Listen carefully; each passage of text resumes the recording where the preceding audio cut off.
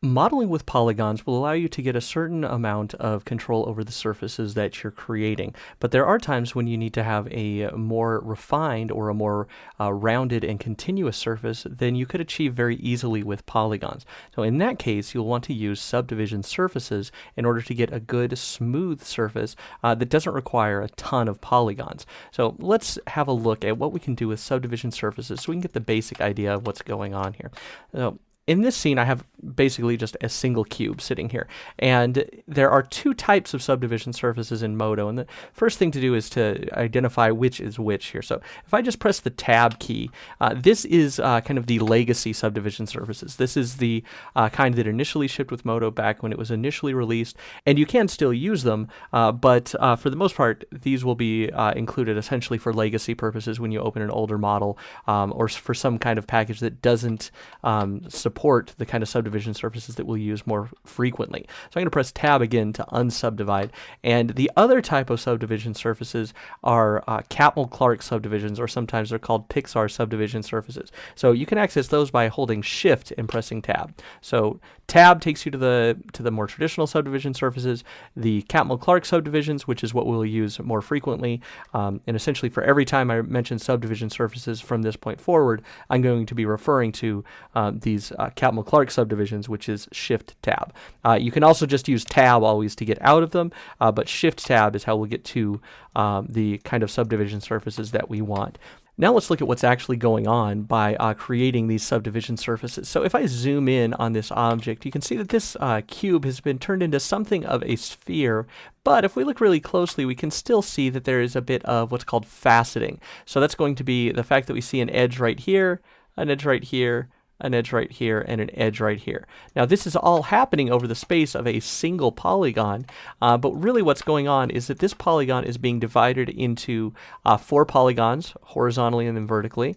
Let's look at it this way. And then it's being divided into 4 more polygons for each of those polygons. So we'd be quadrupling the amount of polygons and then quadrupling that amount. So we're at 16 polygons now for every individual polygon that's on the surface of this model. Which is why if we look here, we'll see that our OpenGL count is 192, which if you cut that in half is 96, because if you recall, the OpenGL is telling you how many triangles are involved, so it's double the amount of 4-sided polygons.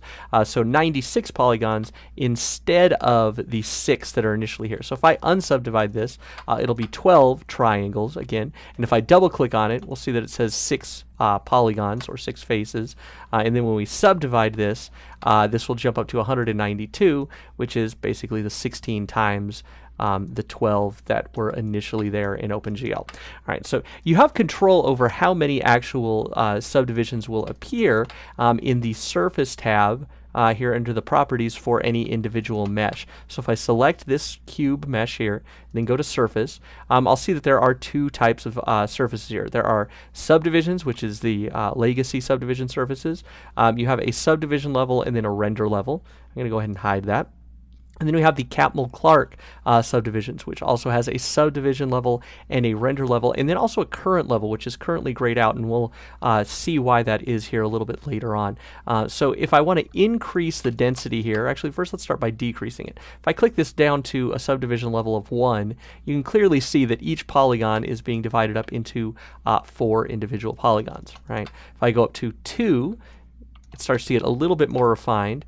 By 3, we have a fairly smooth surface. So if we zoom in here pretty close, we can still see some facets, but it is now getting to be fairly well refined. And if we go up to a level of 4, it should be fairly indistinguishable unless you have very large individual polygons that you're starting with. But now we're taking each polygon, multiplying it by 4, to get to level 1, by 4 again to level 2, by 4 again to get to level 3, and then by 4 again. So now we're looking at this, and our OpenGL count is now up to 3,000 polygons. So if you look at that in 4-sided polygons, it's about 1,500 polygons are now taking the space of the initial 6 polygons in order to create this spherical shape. Now, the big benefit of working with subdivision surfaces as opposed to just using a whole bunch of polygons, which here we can do by, I'm just going to take and copy these and go to my empty mesh layer and paste them in. You can see this dropped down a bunch, but let's go ahead and increase our level to 4. Let's hide our first cube for a moment. And now what I'm going to do is I'm going to turn this subdivision surface into its equivalent polygons by freezing it. And this is something that you may do from time to time as you get in detailing a model. But now let's have a look at what this will actually do. So I'm going to select this item just by double-clicking on the polygons to select all of them.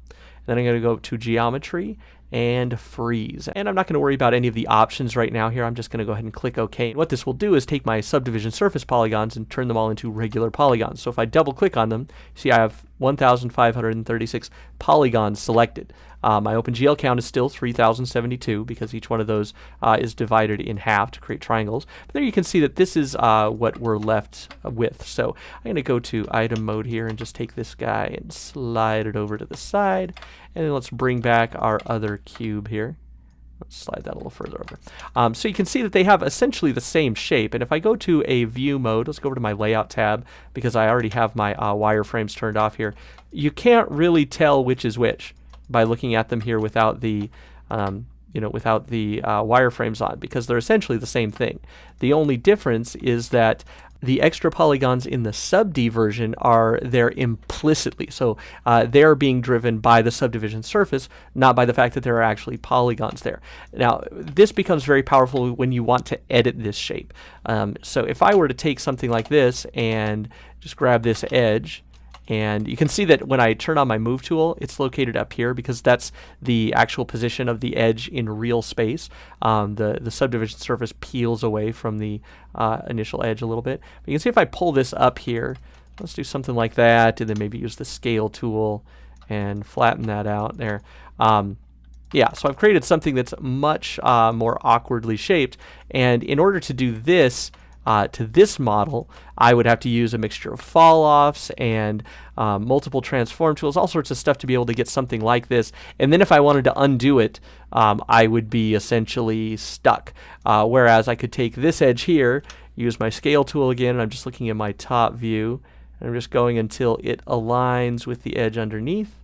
Yep, and now I'm going to go back down to my move tool, and we'll align that there and there. You can see that it's 100% perfect, but very closely. I've gotten back to the initial sphere just by using my scale tool and my move tool in reverse.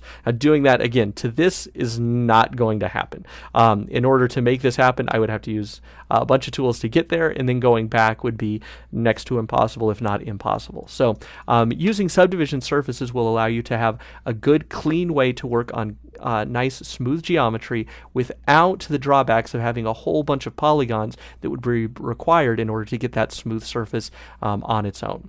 So in the next lesson, we'll have a look at how we can actually start to control our subdivision surfaces a bit more. That does it for this one. Thanks, and I'll see you in the next lesson.